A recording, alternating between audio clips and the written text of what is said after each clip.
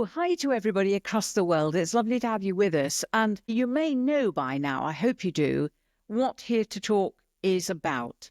It's really about, to give you a sort of catchphrase, it's your one-stop shop for getting unstuck.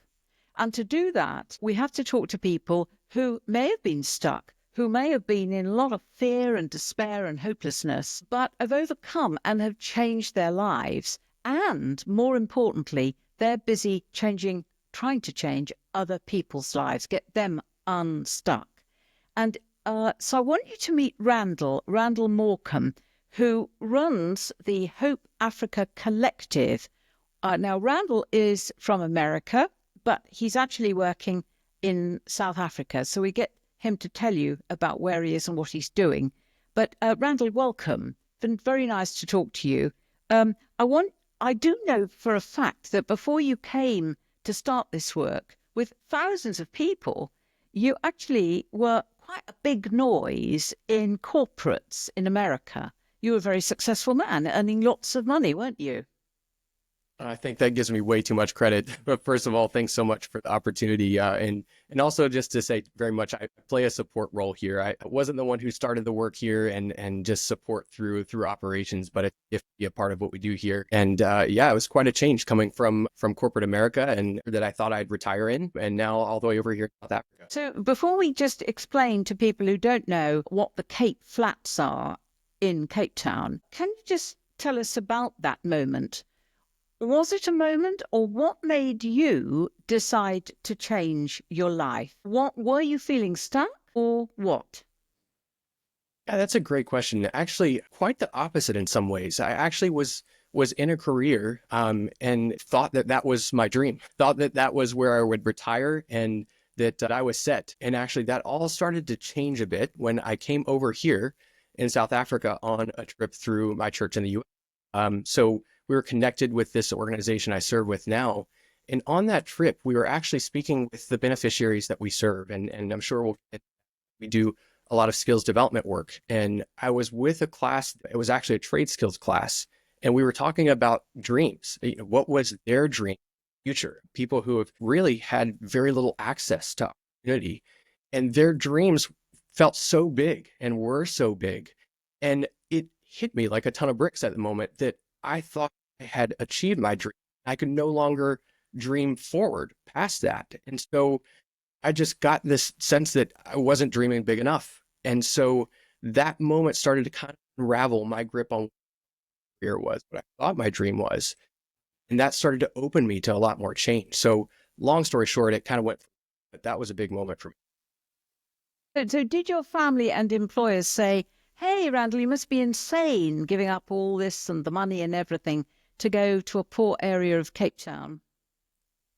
I'm sure there were a lot of people that wondered, but I think there was a lot of support in that. And actually, it aligned very, very well with the pandemic. Pandemic actually was something that obviously changed a lot. But I was just thinking about and praying about making that change right before the pandemic hit. I was here for a month, literally the month before lockdown started to hit, trying to discern, is this what I was being called to? Went back to the US thinking, okay, yeah, green light. I feel like this is my call.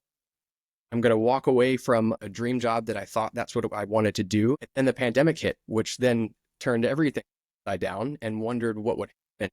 So yeah, actually it was quite a turn of events.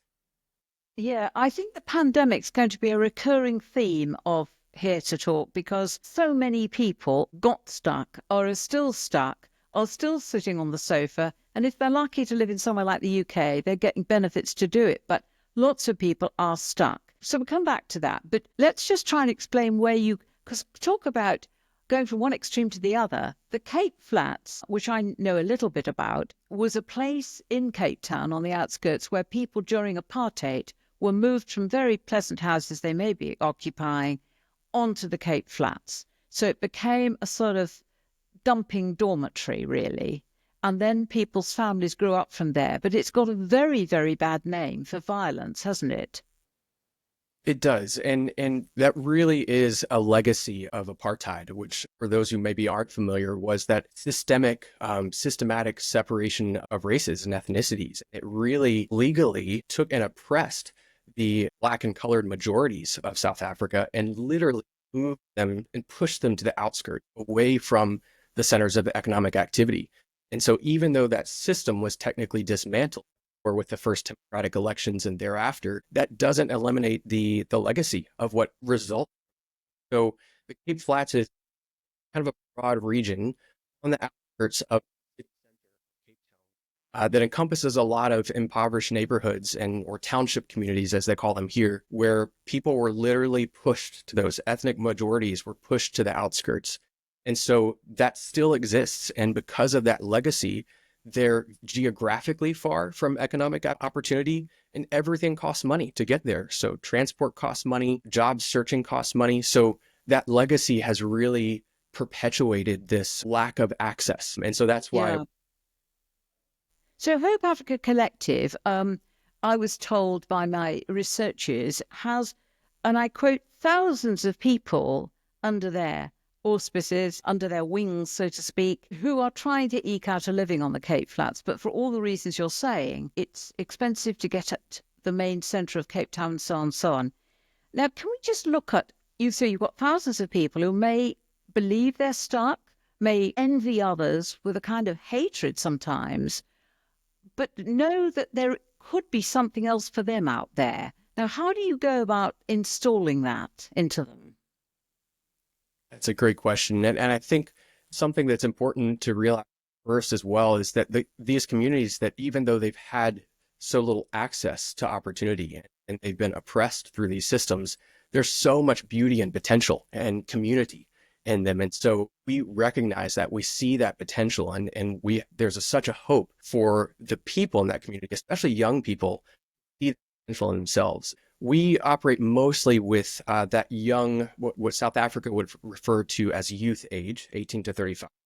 So our skills development programs operate in that space, and we also do theological training with local church leaders. But in that space, what we really want, especially young people, to see first is that they have a potential, they have worth. So before we actually do any equipping and skills development, we actually work on that. I like to refer to it unlocking, because someone often comes in with a lot of things that they've gone through in the past. And so before you start to teach someone how to use a computer or use a hammer or work in a hair salon, whatever that might be, we go back to the basics. So even things like learning how to people, learning how to forgive people, learning about the pieces that make someone who they are. So identity really, so that we feel is foundational to this unlocking and showing people that change is possible, hope is possible, and what we would call transformative hope, not just a hope for a better tomorrow. I get that, and it's wonderful. But I have to say, Randall, there are people who are watching this who aren't on the Cape Flats of South Africa, but who feel incredibly stuck, full of fear, full of despair and hopelessness. And they might go about forgiving someone who they feel hurt them, but it doesn't move them on. Right. I think that's a good point. Sometimes that holds someone back, but it might get someone to a point of being ready for the next thing. Doesn't necessarily progress them forward. So that's why I think, at least in our approach of what we do in the training here in the Cape Flats area of Cape Town, is that unlocking first, but then from there into skills development and things that can help somebody kind of get unstuck, things that maybe they feel they're lacking. So here it is obviously very different from a place like the UK or the US, where that training and even the foundational skills are so abundant, or access to training that is abundant. So we do have to go back to the basics and really start with those skills that help start to progress forward. So sometimes it's skills related. Because South Africa is very different to the UK and possibly the US. The UK puts loads of money people's way for sitting on a sofa all day. In fact, the government's about to try and do something about that because they believe they may or may not be ill, psychologically ill. But in South Africa, if you don't work, you starve. And it's an enormous job to get through to someone that they can actually change from just hanging about on street corners causing trouble to actually having a full-time job. Right. And that's a great point too. I think that's something that we see in the UK and the US in some cases, and actually here in South Africa as well, that there are very well-intentioned programs to try to help people find the sustenance they need, at least in the basics. So the social grants and things like that. But something that I think we really want to impart to people, especially people here, is that it's not up to that government or someone else to be the one to initiate that change in you. That grant or whatever that program is isn't going to be the savior, isn't going to be the thing that makes the difference. It's actually in them to make that change. It's actually up to them. So we try to teach that value of investing in yourself and that value in committing to something, committing to learning, committing to growth, because ultimately we have the responsibility, we have the empowerment. And I think that's a big word we like to use, is that these young people are empowered to make a change, and it's not up to that government or external force here to help them. So just quickly, what do you do with those that don't want to, who'd rather stand on the street corner and be smoking hashish or, having a load of booze and absolutely doing nothing? What are you going to do with them? We recognize that we can only go so far. There's only so much that we can do to help someone else and try to impart that idea that, hey, you are empowered, you're valued, you're loved, and give that to them. Then the decision actually gets in their court. So going Yes. to, and we understand that not everyone will make that decision, but we do our best certainly to help communicate that and to really walk alongside someone to show them that they can do it. And it's not up to us to do it, they can. Because some of them may not have had any backing from parents or family. Right, absolutely. And in fact, we've heard stories of quite the opposite. We've heard stories of parents telling their kids, or grandmothers and grandfathers, aunts and uncles telling their kids that you'll never make it. Why are you trying that? Why are you learning that skill? Why are you doing that? You're not going to make it. And we're there to tell them, like, that's not true. You can't. But that isn't of circumstances in the environment and a society that has intentionally held people back for so long. And so that idea kind of perpetuates because of people's experience. So there is a lot of undoing sometimes to try to undo and tell people, actually, you are worth it. You are valuable. There is. So we actually hear quite the opposite sometimes. So tell me about your successes. So somebody that started badly or with nothing or no hope. Tell us about some of those who made it and how they made it. Absolutely. There's actually a very recent story of one of our trade skills graduates. So one of our programs is working with young local potential entrepreneurs to help build skills that they can use in their community right now to help earn sustainable livelihoods for themselves and their family. And that's in that trade skills program. We do welding, woodworking, plumbing, and electrical. And so those are very immediately skills, very entry level. And one of our students that came through probably just 2 or 3 years ago, he went through that program, completed the trade skills program. And after that, really just gained kind of that spark and that interest. He started helping us out with a few things that we have on our location in our nonprofit. And after that, he went into a program beyond us, outside of our program, to learn refrigeration skills. He really gained it. He got a contract job doing that. That really sparked his interest more. And that led to him actually getting another job to pay his way through formal education. And now recently came back to us to share that he had gotten 2 full-time permanent job offers. And so all that to say is he had been turned on to his potential and realized that it was actually in his hands to take it further. We were just the start, the unlocking and the start. And then he went and took that confidence that he had gained and started to make a change for himself. And so that's actually super celebrate that. It's interesting that because there is a view, which I'll put to you, that I imagine you stay with these people and you support them. But you, some people actually don't want to change or they're scared of change. They actually are used to sitting around or standing around on a street corner and they think the alternative may not be in their best interest. Now, what are you going to do with people like that? That's a tough one. I think something that we try to do is we do try our best to journey alongside young people here. So our programs are limited. We have our shortest program is 9 weeks. Our longest program is 6 months. And then we have it's a little longer, a theological training program. But for those that finish our program, we try to continue to maintain access to things that will help them in that journey. So we have a support center on our site where there's open use to computers and the internet for young people here. So once they finish our programs, they can continue to come have those touch points with journey alongside us or us journeying alongside them to look for opportunity. And so ultimately, while we can't maintain direct contact with hundreds of graduates of our programs, those that do continue to intentionally engage with us, we try our best to help identify opportunities, continue to encourage them. And I think that's a big one, is that It's they just a big have one. Sorry, where did your money come from, Randall, to do all this? for the organization. Yeah. Yes, our funding comes mostly from international. So we have a lot of independent donors and individual donors overseas. We do have some grants here in South Africa, and we also work really hard to try to do some self-generated income to diversify our income stream. So we have an on-site social enterprise that does generate some income that directly flows into programs so that it reduces our reliance on just donations, just grants. So we're a bit diversified.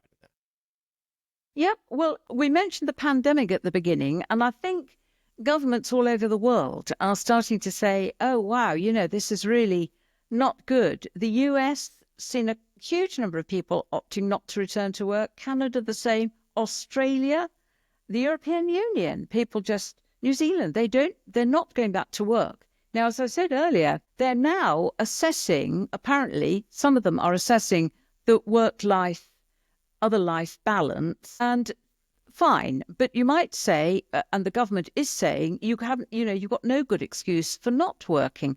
Did you find the pandemic affected what you're doing?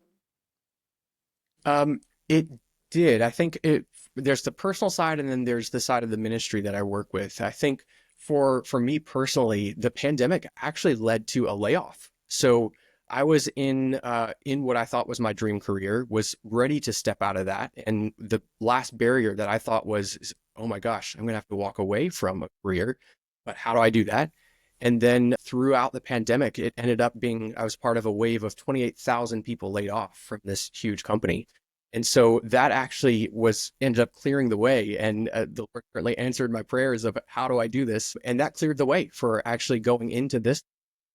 In terms of the Yeah. ministry, that it certainly had a huge impact in really exacerbating that economic lack of opportunity and the economic hardships here in the communities that we serve. So it had a massive impact on how people were accessing opportunity. So I think what we need to just say is, and this is quite tough, really, Randall, but people watching this are saying, oh, well, I'm stuck. I can't do anything about it. And nobody's going to encourage me. And I'm all right on if they're in the UK or somewhere that gives benefits, or I can scratch a living or thieving to get some money or whatever. What are you going to say to them to say, hey, it's not all bad? There is a way out of this. There's hope. Absolutely. I'm a firm believer that there's always hope. And for me, my hope comes from the Lord. But I think that recognize not everybody is there yet. And I want to encourage people that there is so much more out there. And something that came to mind was there's a book and I think a sermon, I'm blanking on the name, that the title, Don't Waste Your Life. And that for me is so convicting as well. What am I doing to bring purpose, not just in my life, but to serve other people? And I think so many people have so much potential to serve in so many ways, whether it's through their career or through even just volunteering, getting up off the couch and not wasting the precious moments that we have to make an impact on others. That's something I would But encourage people, people, is yeah, purpose. you didn't. Mhm. But of course, people don't, and this kind of, by the way, whether you're a Christian or no faith or other faiths, the same principles apply. But what we don't want, Randall, is for people to feel guilty with themselves. And then that can lead to all sorts of things that hurt them as people. So you've got to avoid this guilt thing. We're not on a guilt trip with people. Right, exactly. And I think the encouragement of that is our yesterday is not what counts. Our tomorrow is. What are we doing with today and tomorrow? And so it's not about the guilt of our past, because that past is past. It affects us, it shapes us. But the heart of it is we have so much purpose and we've been gifted so many talents. So it's about what am I going to do on the couch, not doing anything, or if I feel what am I going to do tomorrow? What is the potential that I have? How have I been created to do so much and to serve others? So I think we were created with passion and with worth and with potential, and actually created to work, created to produce and create other things. So I think there's so much encouragement for people, and I'd hope to encourage people that it's not about yesterday, but what are we doing today? Yes, it is so true. And the interview I did with the Australian ex-premier, Lynn Arnold, which is in this series, he makes the point. It's a simple point, but it is tiny steps. And if you get knocked back, don't worry, but just take a tiny step and think to yourself, wow, I did that. And something that I actually did during the pandemic, when I was in that season of uncertainty, it was huge uncertainty of coming back from my trip to South Africa, saying, "Okay, I'm going to move over there and be a part of this organization, supporting this organization here." During the months of uncertainty of not knowing, would I even make it over here? Would my job be there? What was going to happen? I did a lot of learning and a lot of growing. I started kind of back trying to create a consulting business on the side, and I did a lot of learning and things that not working out at all. But each one of those steps of learning growth, it taught me something new. And it was an opportunity for me to stretch a little bit, go beyond my comfort zone and learn something. So I think an encouragement that I've learned there that I would hope to encourage others is try something, even if it's something small, even if it doesn't work out, that's okay. That failure and Yeah. taking that sometimes a step. Yeah. And so Absolutely. That's such great advice, actually, for us to finish on. That it's just the tiny steps. So, Randall, if people are interested in what you do, and say people watching in South Africa, it's the Hope Africa Collective, HAC, that they need to look up and Google, yeah? that's right. Yes. They can find us at hopeafrica.com. And yes, we are Hope Africa Collective, working primarily in Philippines and the greater surrounds in Cape Town. Thank you so much. I think, somewhere someone's had that light bulb moment, maybe, and just thinks, okay, tiny step. Thank you very much for being with Absolutely. me. Thanks, Randall. Thank you. Thank you so much for your time. I really appreciate it. What a gift. Thank you.